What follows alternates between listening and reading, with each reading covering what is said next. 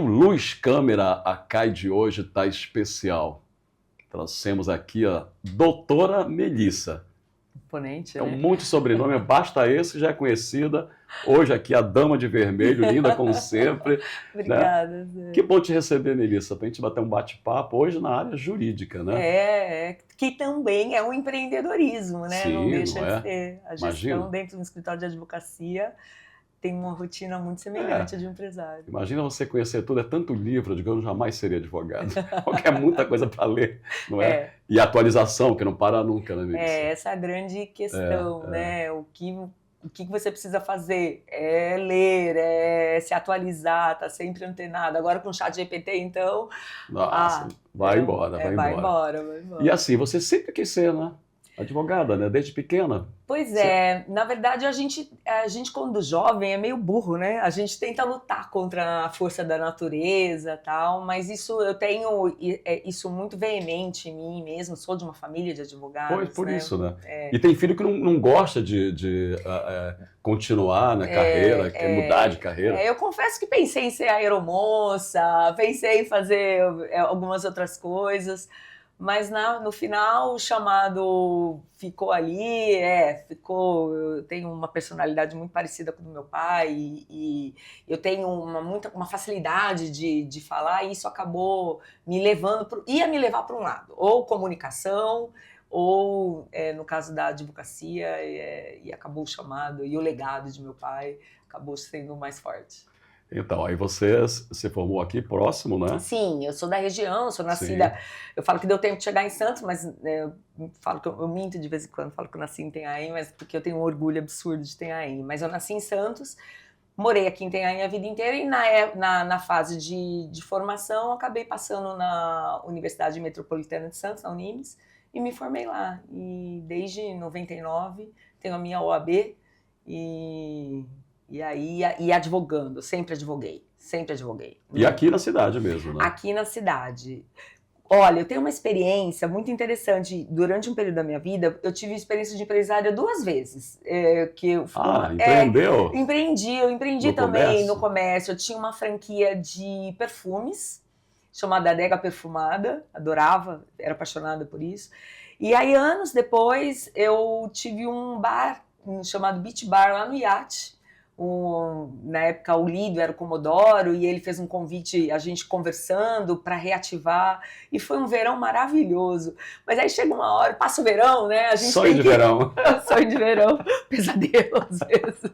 A gente tem que entender que aí a advocacia acaba chamando mais, e aí a gente acabou tendo dedicação exclusiva. Mas eu advogo aqui em Itanhaém, na região. Hoje em dia a gente representa algumas empresas que têm sedes fora da comarca, e com a advocacia digital, online, isso ficou mais próximo, mais viável. Que antes era tudo papelzinho, não é? Eu sou daquela que encostava o umbigo no balcão e... Ficava, né? Ficava. A advocacia ela é maravilhosa. E eu falo isso para os jovens, falo muito para minha filha está se formando em Direito esse ano. Também? A gente não tem muita criatividade lá em casa.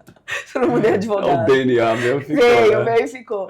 E eu falo, e era muito interessante, sabe? Você ir no fórum, no dia a dia, você protocolava, você peticionava, você encostava o umbigo no balcão, porque de fato tem um balcão, assim, e você ficava ali com o escrevente tentando pedir, por favorzinho, para o seu processo andar mais rápido.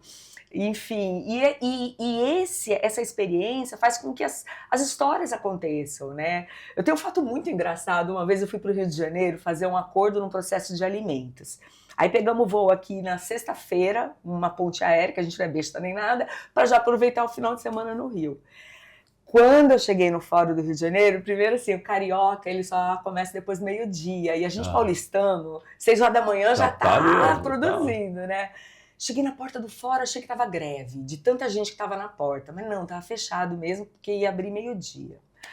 Aí, Zé, entrei lá, achei o cartório, fui tentar fazer no computador da UAB lá do Rio de Janeiro, não consegui achar, saí do fórum, encontrei um cartório. Tem uma família de cartorários também, né? Eles trabalharam escreventes de cartório. encontrei uma escrevente, peguei a máquina de escrever, porque eu sou da época do ASD. ASDFG. É isso, né? Peguei uma máquina de escrever, fiz a petição ali na máquina de escrever. Cara, eu fiz uma amizade absurda com essa escrevente de cartório. Protocolei, né? Sou da época do papel.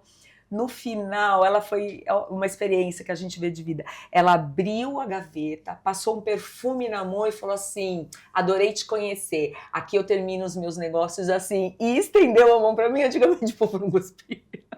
E ela fez isso, e acabei fazendo uma amizade com ela. Ela chamou o Uber, amigo dela, me levou pro hotel onde eu ia ficar. Mas o carioca tem isso. Não é maravilhoso? Eu morei uma parte da minha vida em Petrópolis, no Rio de Janeiro, e o carioca é de fato mesmo, receptivo, né? Ele te leva para o lugar. Né? Então, e são coisas que o balcão do fórum, o dia a dia do fórum, dava para o advogado, e que agora é tudo online, né? Essa geração de advogados não tem esse papo tete-a-tete, né? Não tem mais, você não acha mais ninguém. Melissa, quando você começou, teve um fato assim meio engraçado, né? Teve. Meu pai era criminalista, e logo que eu me formei, eu peguei essa experiência dele, e um dia eu fui fazer um júri, né? Tava já há alguns anos fazendo processo crime, fui fazer um júri sozinha, sem ele. E ali sentei, e na época tinha um juiz aqui em Itanhaém, o Dr. Samir. Ele era um queridíssimo, ficou anos aqui em Itanhaém, então todo o meu início da advocacia foi com o Dr. Samir. E ele era do Tribunal do Júri. E eu sei, toda lá de beca, toda séria, cheguei, sentei. A minha irmã, muito orgulhosa de mim, foi assistir o meu júri. Só que na hora que ela entrou no plenário, me deu um acesso de riso, acho que de nervoso, mas um acesso de riso, que eu abaixei a minha cabeça e eu chorava de rir. E ele fazia assim, ó, dá licença.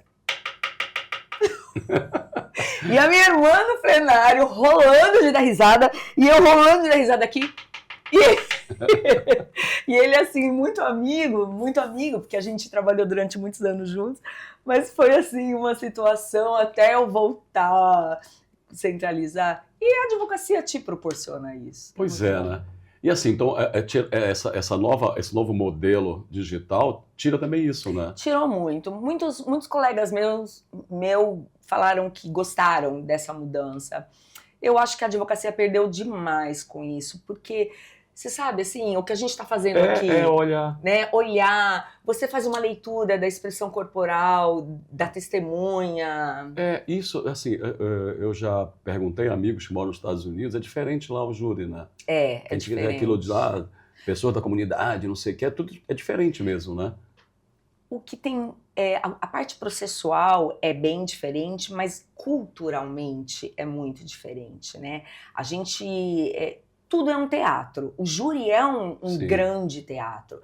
Eu já saí de processos de júri em que o cara efetivamente matou, amarrou, torturou e ele saiu absolvido. Pois é isso. Porque culturalmente o corpo de jurados entendeu que aquele crime poderia ter acontecido com qualquer um da sociedade. Pois é, isso é uma coisa que me confunde a cabeça, né? Eu, se fosse advogado, eu não aceitaria um criminoso para defendê-lo. Muitos advogados não fazem processo crime. No nosso escritório, por exemplo, nós temos áreas específicas. A gente é um escritório full service, ou seja, a gente atende diversas demandas. Mas o advogado criminalista, que hoje é o meu irmão, não faz o trabalhista, por exemplo, né? Assim como civilistas, advogados de família, não faz processo crime, entendeu? Então, a gente acaba, hoje em dia, pela experiência, começo da profissão, a gente acaba pegando um pouquinho de tudo. Mas pela experiência que a vida vai trazendo pra gente, a gente acaba funilando e para poder... Porque o advogado, ele sabe de tudo um pouquinho, mas nada aprofundado se não se especializar, né? E isso é uma loucura, né? Eu tô aqui conversando com você sobre direito do trabalho, daqui a pouco eu vou responder uma questão sobre direito de família, e aí amanhã sobre previdência social. Então, assim, olha quanta informação que a gente precisa ter. Então, às vezes a gente sabe, né? Ontem mesmo, um cliente me ligou, um cliente antigo, com uma demanda, eu mais ou menos mapeei para ele, mas indiquei ele para um colega especialista, porque eu já não faço essa área que ele estava solicitando há muito tempo. E a gente tem que ter um pouco dessa noção, assim, para poder até ajudar, né? Mas nesse caso específico, como você falou, né? O olhar também, né? Você conversa vendo nos olhos, né? E receber, o juiz receber você. Pois é. Né? A gente, nosso escritório tem essa credibilidade. Eu nunca vou esquecer, assim, o dia que quando meu pai morreu já faz 5 anos, ele morreu advogando. Eu fiz uma audiência com ele na sexta-feira, até às 7 horas da noite, ele passou mal no sábado e faleceu no domingo. Então ele trabalhou efetivamente até ele estava com 70 e poucos anos de idade, jovem ainda, mas ele tinha umas comorbidades, enfim. Mas essa audiência que terminou na sexta-feira era uma audiência de 16 réus. Ele estava por um e eu estava por outro. E ela terminou às 7 da noite porque ele pediu. Ele falou, olha, nós estamos desde as 3 da tarde, eu não consigo mais continuar essa audiência, está demandando muito tempo. E o juiz redesignou para outra data. Na outra data ele tinha falecido. Mas o porquê que eu estou contextualizando dessa forma? Quando abriu a nova audiência, o juiz e o promotor fizeram uma homenagem tão linda e absurda para a gente, para o meu pai, mas estendendo para mim e os meus irmãos, que somos advogados, no sentido de o fruto não cai longe da árvore. Porque a gente só tem credibilidade, é o nosso nome, Zé. Sim, sim. Entendeu? Então, a conduta do advogado, quando ele chega para despachar com o juiz, e eu não vou mentir para ele, eu não vou enganar o juiz, entendeu? Isso é um diferencial muito legal dentro da... E até pelo tempo, né, de convívio, ele percebe isso, né? É uma coisa que é criada mesmo. Isso, e essa advocacia antiga possibilitava isso. Agora eu faço audiências hoje com o juiz de Recife, com o Rio Grande do Sul, juiz que não conhece a nossa comunidade, entendeu? Eu tenho 2 juízes aqui, trabalhistas, muito, muito ativos na cidade, na área hoje que eu faço mais audiência. Mas assim, online, né? Que eu vejo assim, a trabalhista, né, a empresarial, são números e tal, lá, mas essa criminalista também é online? Algumas sim. Não tem? Algumas sim, o réu faz lá do sistema de presídio onde ele está.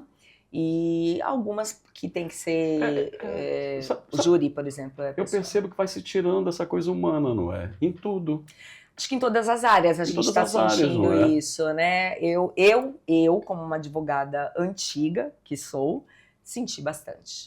Para mim é estranho, né? Mas estou acompanhando, estou no flow também da modernidade, da gestão, dos chat GPTs, dos prompts, porque os juízes também estão usando isso. Sim. Então os processos, você tem que partir da premissa de que ele vai ser analisado por um robô. Então a parte técnica, cada vez mais a gente tem que estar impecável. Os fatos, o direito, a gente faz muita sustentação oral, porque é nesse momento que a gente tem oportunidade de ser ouvido por um tribunal, né? Então, essas questões ainda são ativas na advocacia e a gente está aí na luta, né? Muito bom. E você foi para trabalhar empresarial? Enfim, o nosso escritório ele é composto por muitos advogados. Nos últimos 9 anos, o meu sócio, que é o Frank, ele foi para a prefeitura, ele está hoje como gestor lá, e nós tínhamos na época uma carteira muito boa de clientes empresários da advocacia consultiva, que tinham no escritório, e eu acabei absorvendo essa área porque eram clientes importantes, são clientes importantes daqui, empresários aqui da cidade, e que são mensalistas, a gente chama assim advocacia de partido, porque o que é legal das demandas trabalhistas é você não tê-las para você, né? E o empresário que consegue organizar a casa, ter essa visão de auxílio, de que o advogado vai auxiliar ele a montar uma gestão do RH em conjunto com o RH, com a contabilidade.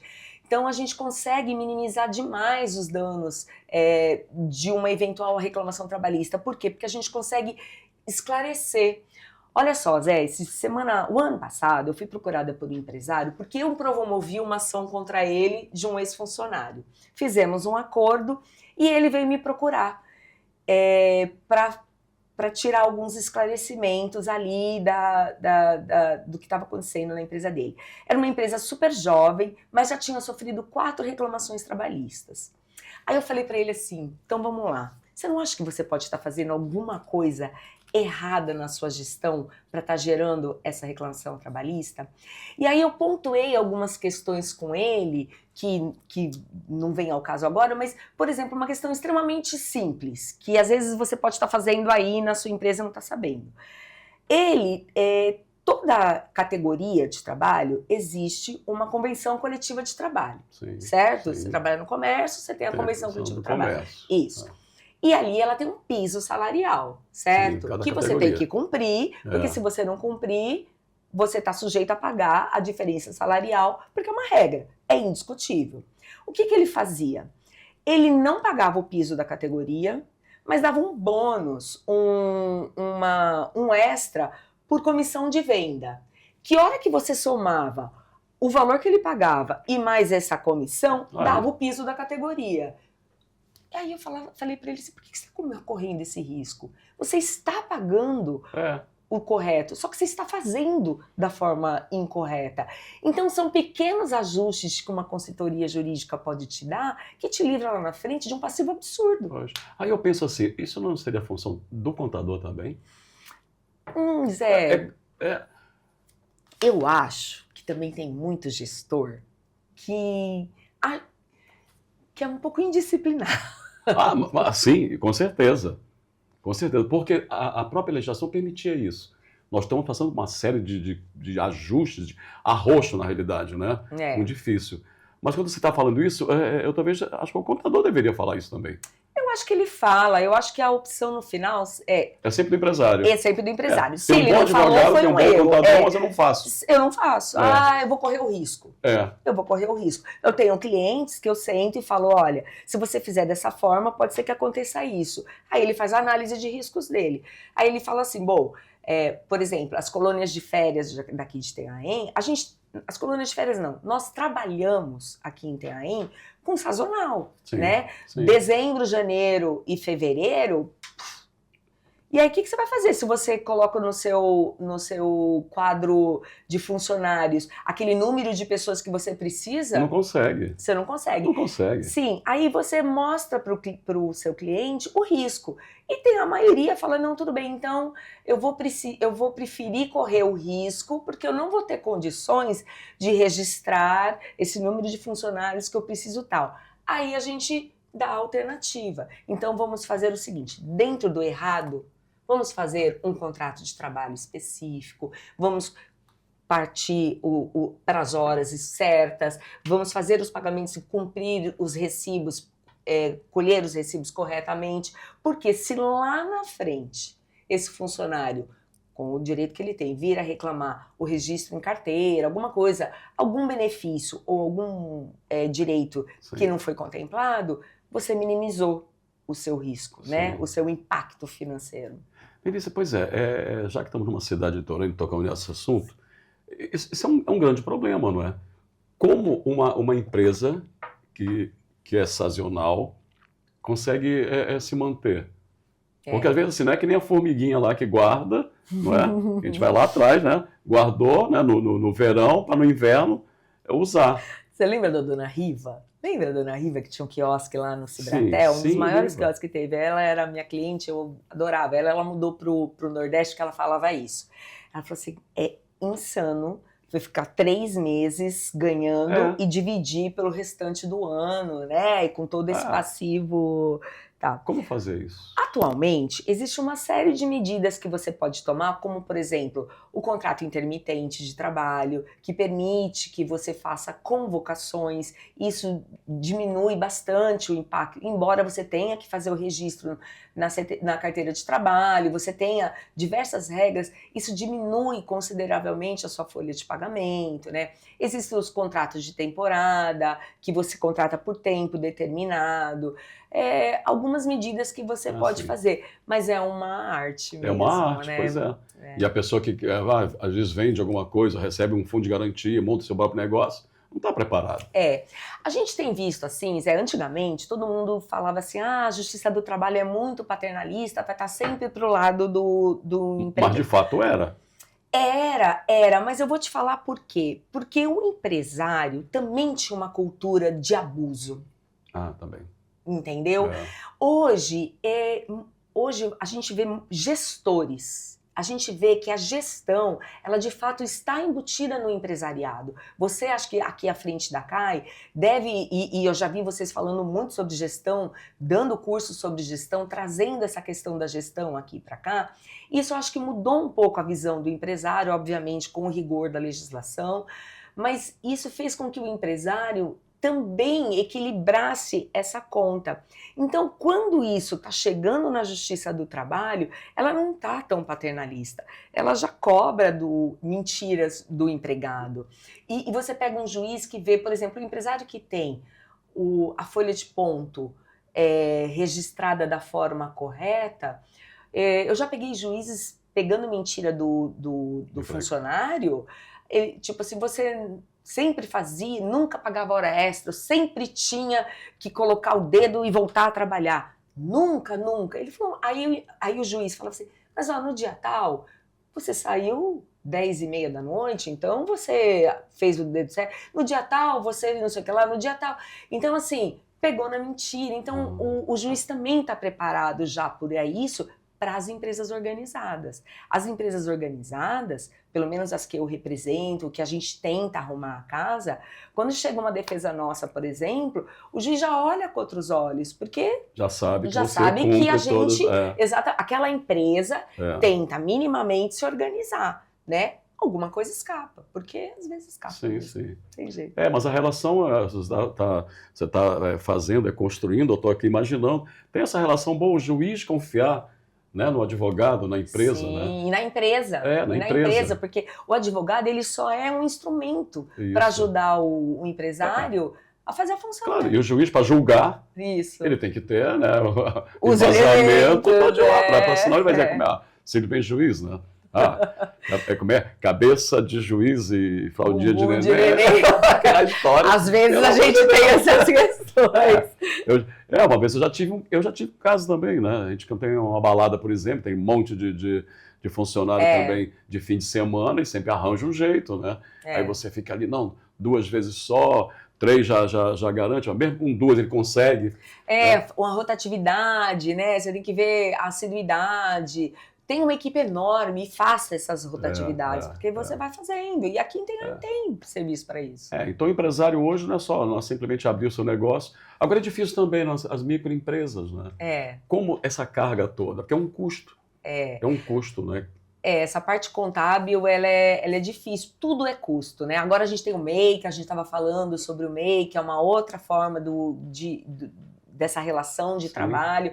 Eu acho que a tendência é a gente ir crescendo para outras mudanças de contrato de trabalho relações entre empregado e empregador, né? E o MEI está aí para comprovar que a tendência é mudar mesmo, é você poder ter essa flexibilização dentro de um contrato, de uma relação contratual. Mas também se vê assim, que às vezes o poder central, ele também joga sempre para o empresário o ônus, né? Não é?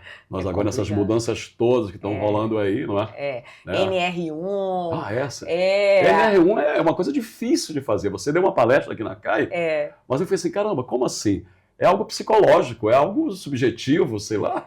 Mas as pessoas precisam entender um pouco mais o que o legislador quer com essa NR1. Ela não quer que o empresário contrate um psicólogo Mas muita gente está achando isso. Viu? Muita gente, mas não é isso. Ele quer que ele cuide do ambiente de trabalho, que o ambiente de trabalho não seja nocivo ao ponto de dar algum gatilho emocional nele, né? A gente sabe que, por exemplo, grandes empresas como bancos, eles impõem metas absurdas de vendas. Quantas vezes você não liga? Um gerente seu não liga? Faz um consórcio, aí o cara força e fica com pena dele. E aí, você imagina, se ele te ligou para isso, é porque ele também está recebendo uma pressão lá atrás, né? Mas você sabe, vou te contar uma fofoca. Esse ano é um ano eleitoral, né? E tá um burburinho absurdo de que a NR1 não vai entrar em vigor agora em maio. Vão jogar para frente, porque tem parte do empresariado que acho que está bem desconfortável com isso, porque estamos falando das grandes empresas, Sim. né? E o governo está estudando a possibilidade de adiar mais uma vez a vigência da NR1. Nos parece realmente eleitoreiro o negócio, né? Nos parece, né? E, na verdade, essa questão da NR1, quando você vai estudar as razões disso, tem muito a ver com o governo, ainda com o governo, porque como estourou as ações no INSS, os benefícios no INSS por doenças psicossociais, o governo falou assim, cara, não aguento mais pagar a conta, vamos dividir isso daqui com o empresário. Com o empresário. Exatamente. Aí agora, ano eleitoral, o empresário tá... Veja bem, governo, não é bem por aí, né? Vamos ver o que vai acontecer. Maio tá chegando... Vamos ver se vai entrar em vigor ou não. Né? Então, eu tenho muitos empresários que nos procuram aqui, né, sobre ir no SUS e pedir ali um atestado médico. E até assim, olha, hoje o atestado médico não precisa nem ter a razão por que foi lá. Ele apenas esteve lá. Isso também não...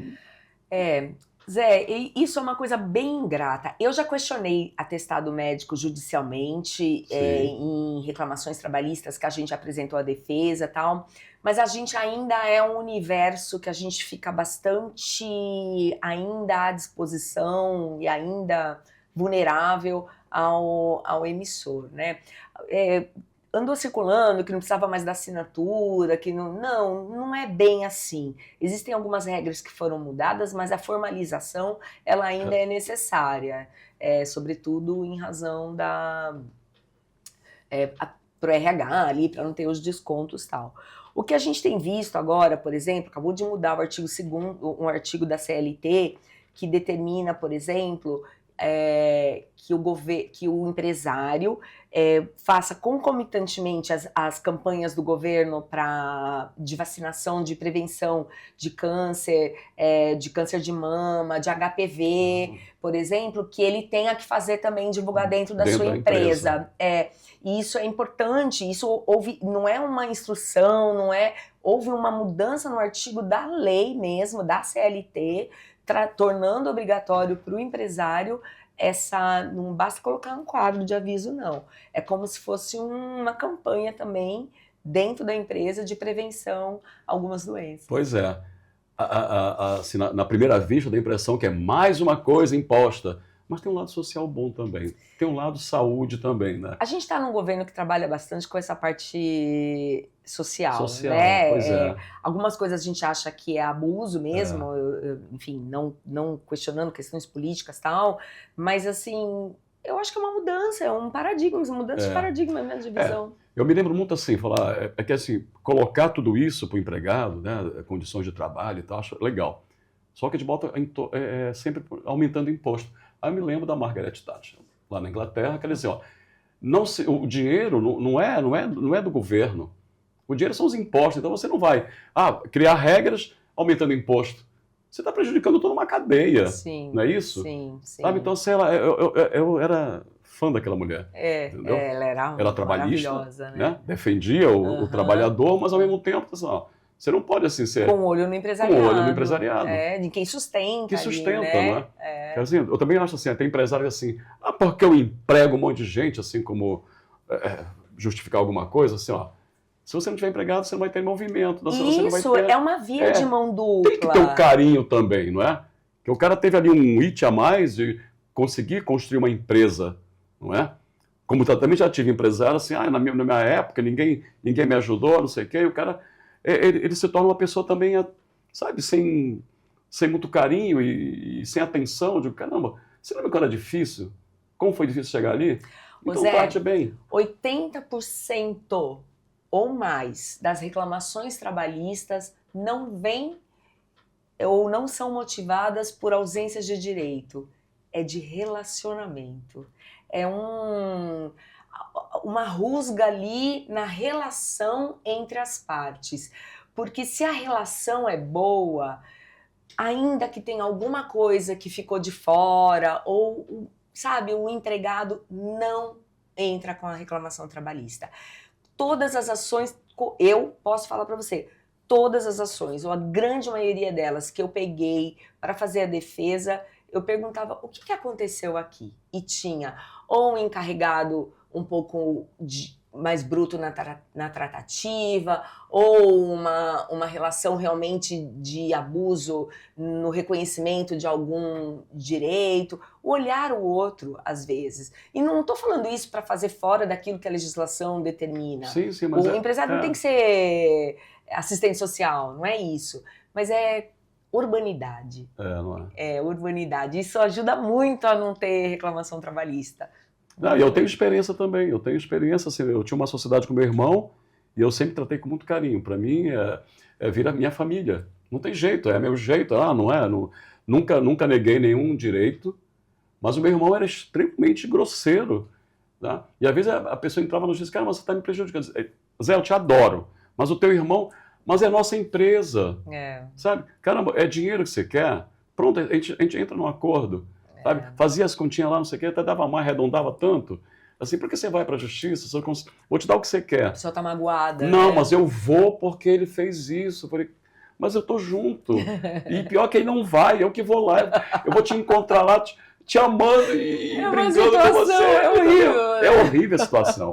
Eu já tive uma vez que eu fui fazer uma das primeiras reclamações trabalhistas que eu fui, e eu tava pela parte reclamante, e ai, desculpa, pus a boca.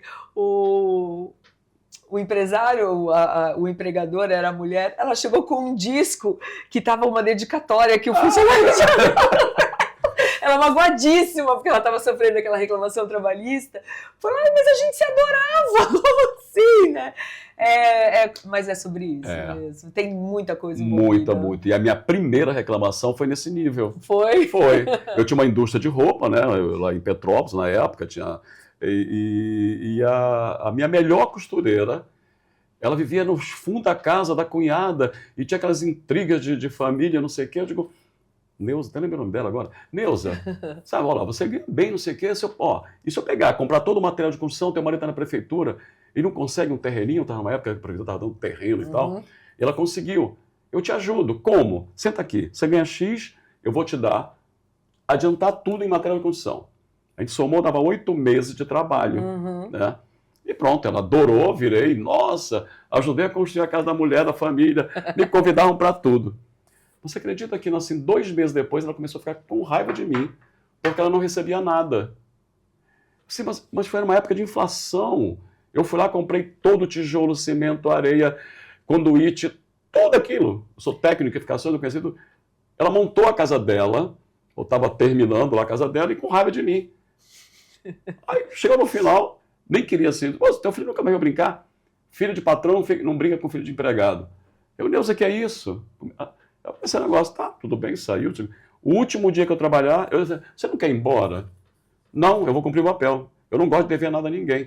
E ela ficou até o último dia. Eu, tchau. Pegou as cadeiras e foi embora. Minha melhor funcionária, sabe? A pessoa que fazia, sabe? Ela fazia overlock, colarete, fazia aquele negócio todo. Passou uns dias, reclamação trabalhista.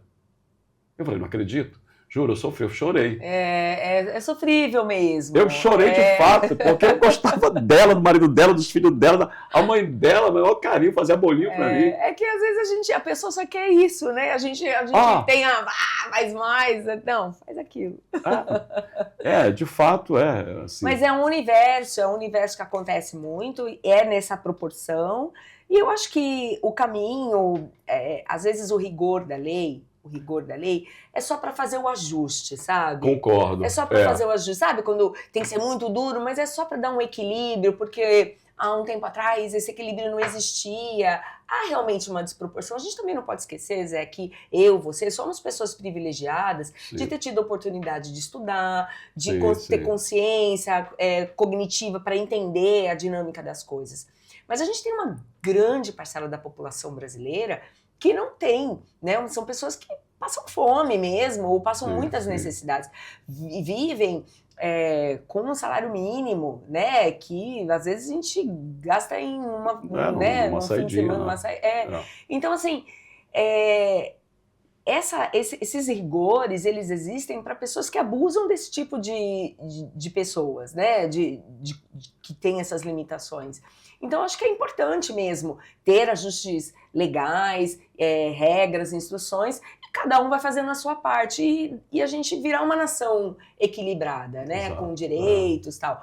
E vai ter uma hora, que é o que eu falei, por exemplo, da MEI, que isso está equilibrado, aí a gente vai conseguir falar de flexibilizações de contrato, porque a gente vai ter muito mais, a gente vai ter estudo, né? Uma população mais estudada, mais conhecimento, e aí o governo talvez seja menos incisivo, assim, nessas questões da legislação. Sei lá, é utopia, né? Mas é legal saber, é legal a gente sonhar com isso, não é? Utopia. E sonhando junto torna realidade. A gente que tem a experiência de conhecer o mundo, o velho mundo, né? Exato. Pô, a gente tem quantos anos? 500 e poucos anos, né? Pô, você vai viajar, a Europa, quanto ela já não passou para chegar em determinados direitos, né? Regras, Então, acho que é isso, né? A própria Inglaterra, tão antiga, né? E ela ali... E os Estados Unidos foi criado em função, a Nova América, né? Exato. Né? Então, assim, de fato... E a gente tem muito, e a nossa população também, né? É grande, né? É muito, muito, né? E às vezes também como empresário, eu hoje, assim, ainda bem que eu não quero mais empresa, porque eu não sei ver, sabe, essa dificuldade, que eu também se confunde, né?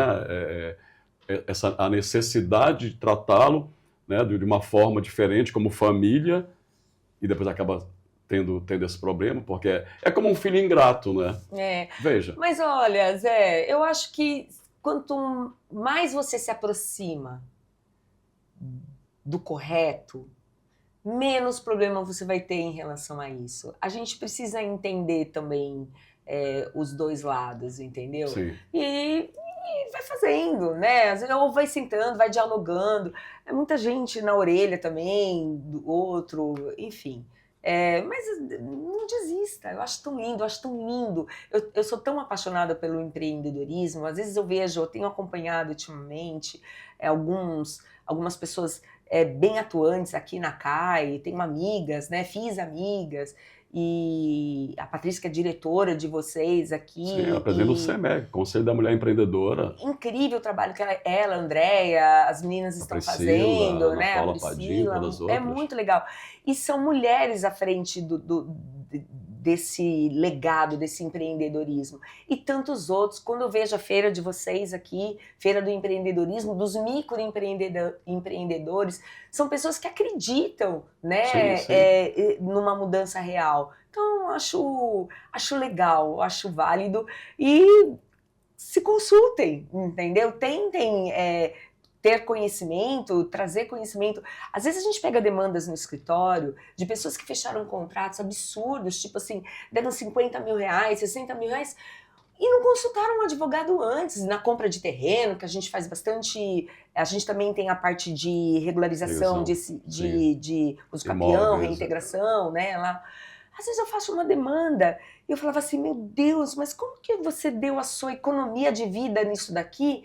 E vem agora só quando deu o problema, não veio antes, né? E às vezes a pessoa é simples ali e tal, a gente tenta consertar alguma coisa. Mas é isso, é você ter o conhecimento. A gente tenta aqui também para os microempresários, né? A gente tem cursos aqui na CAI.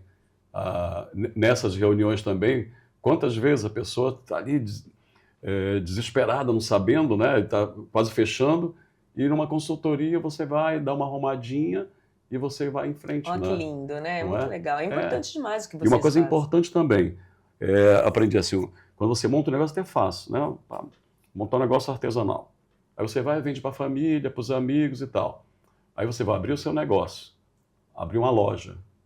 Nossa, ali é um passo, né? É um degrau arriscado. Então você tem que ter realmente um conhecimento. E depois você transforma, vou abrir uma filial, é um outro degrau que é o maior, não é? Aí entra a gestão, né? Aí vem a gestão. Aí entra a gestão, necessidade de você saber que você não consegue fazer tudo sozinho. Você não vai estar nos dois lugares para atender o mesmo cliente. Que você precisa, então, agora ter um escritório de contabilidade que vai te dar o suporte, uma orientação jurídica que vai te dar o suporte. Eu acho que é nesse ponto que o empresariado, cada vez mais, conseguir abrir a visão para isso, parar de achar que é custo. E não é investimento. Exatamente. Custo e investimento. Os dois têm um significado completamente diferente, né? Semana passada, posso falar uma coisa Tudo? que aconteceu? Semana passada eu estava em viagem, um contador amigo meu me ligou e falou, tô te indicando para uma pessoa que está com um problema sério. E eu até gravei um vídeo pro Instagram nesse sentido. Por quê? Porque a gestante, por exemplo, ela tem uma estabilidade, né, de 180 dias após o nascimento, desde a alta hospitalar e tal. Só que essa gestante, funcionária dela, foi pega furtando. Foi pega pelas câmeras. E tem prova. E ela desesperada, o que eu vou fazer com a estabilidade? Eu falei, colega, faz um boletim de ocorrência. Por quê? O ato de improbidade, ele não protege a gestante. Entendeu? Olha, ele não disso. protege a gestante. Isso está expresso na lei. Só que como que você vai aplicar a justa causa? Só simplesmente dando? Não. Vamos fazer um processo interno? Vamos agir da forma que tem que agir, no sentido para dar o direito dela falar. Ela vai alegar, não sei o que, ela vai alegar, mas a gente tem provas de que ela escondeu, enfim, de como ela agiu. Mas é só para dizer para o juiz lá na frente, são atos preparatórios, entendeu? Então a gente orientou essa pessoa a como ela deveria agir para se precaver. Não é que ela não tinha o direito de simplesmente aplicar a justa causa para ela, mas a gente está lidando com o fato que provavelmente vai ser judicializado, certo? E quando for judicializado, o que ela vai precisar ter para o juiz? Não, eu agi corretamente. Ela praticou um ato de improbidade, eu poderia simplesmente mandar ela embora, eu ainda abri um procedimento interno e ficou configurado que ela praticou o ato de improbidade. Então, para mim, acabou. Está aqui a justa causa, o juiz está aqui. Por quê? Porque se você não faz isso, o juiz pode reverter, sabia? A aplicação da justa causa. Eu sempre ouvi dizer que é perigoso você acusar, né, um furto. Sim. Sem que E quando você tem elaborado. todos os elementos ali de prova, tem que fazer bem elaborado. Então, olha a consultoria, né? Uma consultoria importante aí que protege a sua empresa de fazer... E essa consultoria é acessível a um pequeno empresário? Eu entendo que é mais barato que um salário de um funcionário. Então, o que eu falo muito para os meus clientes? Assim, eu tenho 3 modelos de consultoria. Vou falar do meu escritório, 3 modelos de consultoria. E a maioria dos advogados tem. Você tem a consultoria que você paga mensalmente, que você combina só... Olha, eu tô com essa dor de barriga aqui, o que eu posso fazer? Tem a consultoria que, às vezes, tem empresas que têm muitas demandas jurídicas, que aí a atuação do advogado não vai ser só de consultoria, e vai ser nas ações judiciais, e aí é um outro valor. Então, assim, eu acho que existe sempre a possibilidade de você encontrar um advogado que você se reconheça nele, porque advogado é igual médico, não tem jeito, você tem que gostar. Terapeuta. Se você não gostar, não curtiu, não vai. Você não vai confiar no que vai falar, entendeu? Tem que ter essa empatia, sabe? E aí você negociar com ele, porque os honorários do advogado, eles são flexíveis, ele vai de acordo com a demanda que você precisa e do trabalho que vai ser efetuado. Então, acho que sempre vale a pena você procurar profissionais que te possam representar e aí tentar, dentro da sua realidade financeira, adequar a consultoria que você precisa ter, entendeu? Acho extremamente viável. Ainda mais alguém tem aí. Lógico, não é? Então, advogado é uma peça muito importante na sua empresa. É o contador e advogado. E não é despesa? É É investimento? investimento. Eu sou suspeita, eu acho que é investimento. Melissa, alguma coisa a mais, assim, para esclarecer? Não, só agradecer imensamente a Kai, Também, essa e porta nós também. aberta. Nossa, É uma aqui delícia estar aqui. dá vontade até de empreender dentro da regra. Não, mas olha, às vezes é mais fácil do que você pensa. Não é? Às vezes o empresário também acha que acha que está fazendo certo, sabe? E coisinhas assim simples, ajustes pequenos podem trazer É porque eu vejo soluções. assim, né? A dona Celda, por exemplo, ela veio de Portugal Ai, e tal, fofa. fofinha, montou aquele negócio, tirou aquela história dela maravilhosa. Hoje ela tem lá as colaboradoras de 30 anos, sabe? Era diferente na época, que era realmente uma grande família, mas assim, foram se criando essas regras todas, porque, claro, nem todo mundo é a dona Celda, nem todo mundo são as colaboradoras dela, entendeu? Então, há muita injustiça. Getúlio Vargas fez a CLT porque tinha muita injustiça, né? O pessoal trabalhava e não recebia direitos, era escravo o trabalho, um monte de coisa, entendeu? Vem daí, né? Vem daí tudo isso, né? É o que a gente está falando de até equilibrar, até equilibrar, né? Hora que equilibrar, acho que legal essa tua visão de equilibrar. Eu também acredito que vai haver um equilíbrio em tudo. Eu já vejo isso, na modéstia à parte, assim, obviamente que tem muita injustiça ainda, né? Até porque o empresariado paga uma conta muito alta, né? Mas eu, com a mudança da CLT, mesmo tirando algumas coisas que tinham sido aprovadas lá no texto inicial, eu vejo otimismo, né? Otimista, sou vai otimista. ser, tá bom. Que bom, Melissa. Obrigada, então, viu? Eu que te agradeço pelo convite, também. delícia, adorei estar aqui com você, conversando. De vez em quando a Melissa vem também fazer aqui umas palestras maravilhosas pra gente. Amei falar sobre a NR1, foi tão gostoso aquele dia, e sobretudo como as pessoas estavam ansiosas por perguntar. Uma interação maravilhosa naquele dia. Muito legal, né? Fiquei feliz demais e vamos elaborar outros temas para trazer aqui porque, pro pessoal. Exatamente, porque a CAI é isso, sabe? Ela informa você. Você tem uma série de coisas, às vezes as pessoas perguntam, o que é a CAI? A CAI não está sozinha nesse universo. A CAI é uma entre 450 no estado de São Paulo e entre 3.200 no Brasil inteiro. Então a gente também lá tá lutando pelo Simples Nacional, pela livre iniciativa do empresário, e a pessoa não entende isso, sabe? Não vê dessa forma. Todo empregado tem um sindicato que representa. E o sindicato faz exatamente algo só por você? Não, ela faz pela coletividade. E nós fazemos por vocês, empresários. Então, venham para cá, fortaleça, para a gente ter cada vez mais força no nosso país, lá no Senado, no Congresso, em todo lugar. No nosso município também é importante a gente sermos não só representativos, mas, de fato, termos pessoas engajadas. Foi assim que se conquistou o mundo, né? É verdade. E é muito importante o que vocês fazem, dar essa liga, né? Isso. E parabéns. Parabéns também. Pela sua presidência. Você esclareceu tanta coisa hoje, inclusive para mim, você fala assim, você fala com otimismo, sabe, equilíbrio, que aliás é o que vai ajeitar o mundo, né? O mundo. Não é? Não adianta. Equilíbrio, né? Não adianta, você pesa para um lado, não está sendo bom para outro. Vai sempre ter os dois olhares, né? Se for muito para lá, é muita luz ou pouca sombra, enfim, não é? Eu falo sempre eu brinco sempre assim, vamos fazer um exercício, eu olho você e você me olha. E eu acho que a hora que a gente consegue fazer isso, eu enxergar a sua dor e você enxergar a minha, pronto. A gente consegue compreender um pouquinho melhor o outro. E eu espero, assim, fazendo essa analogia para a justiça do trabalho, que hoje é o que a gente mais, ou enfim, para a justiça de um modo geral, acho que a gente consegue aí ter uma visão otimista. Que bom. Então, fique sempre com a gente, toda quinta-feira a gente está aqui, entrando aí no canal, se você nos adicionar, e ter esses exemplos, como hoje aqui da Melissa, que nos falou um bocado sobre como um advogado age em vários setores super necessários para a sua empresa e para a sua vida. Até a próxima.